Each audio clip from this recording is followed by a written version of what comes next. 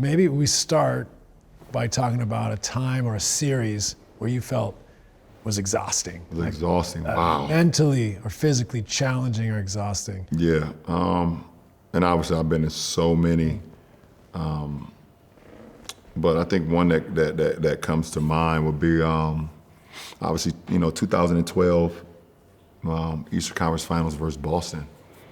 I was in Miami, and obviously the Boston had their big three, and I always say the big four because Rondo was so damn good as well. And we go down 3-2 after losing a home game.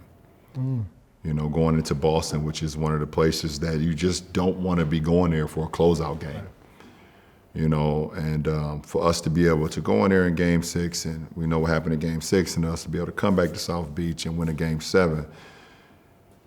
But like you just said, how you said in the beginning, obviously the physical toll. You already know what KG is bringing to the game, his intensity. You know what Rondo's bringing to the game, and the rest of that group. They just brought so much out of you. Right. Not only from a physical toll, but from a mental standpoint too. Because they have so many guys out there that can do so many things. So at the end of that series, you was just like, I just want to sleep. I know I'm not going to be able to. Right. You know that. You're not going to. Time anyway. Yeah. But yeah, it just takes so much out of you mentally. Yeah. You being the head of the snake too, they're going to throw everything at you. Yeah, absolutely. They're going to change matchups. They're going to throw different defenses at you. Can you talk a little bit about that, like always having to think for your team as a creator? Yeah, absolutely. And obviously that comes with preparation even before the series. It comes with preparation before the series. It comes with getting into the film, really breaking it down now, seeing, ways they've guarded players, ways they've guarded you throughout the regular season. How many different ways can they switch it up, and also just always being ready, and like you said, me being the head of the snake, you have to always be ready, and because they could guard you one way in the first quarter, they could switch it up in the second quarter, guard you a different way in the third, and in the fourth quarter it could be totally different. So you always have to be aware of the matchups, of the calls, of the way they're guarding you, how they're guarding you in the post, how they're guarding you on pick and roll, how they're guarding you on ISO situations.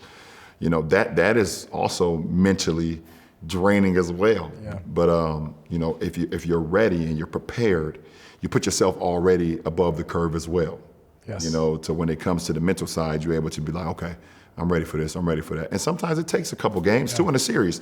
Yeah. You can do all the studying and all the, sometimes it takes a game or two to get into the series to be like, okay, now I'm ready. Right. Now I'm fully prepared. Right. I knew I was ready, but now I'm fully engaged and fully prepared on what's at hand. Right.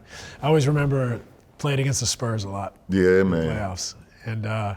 And it's tough. Usually put a big wing on me. They got Timmy at the rim. Usually back in those days, they had two big guys at a 7-footer next to Timmy.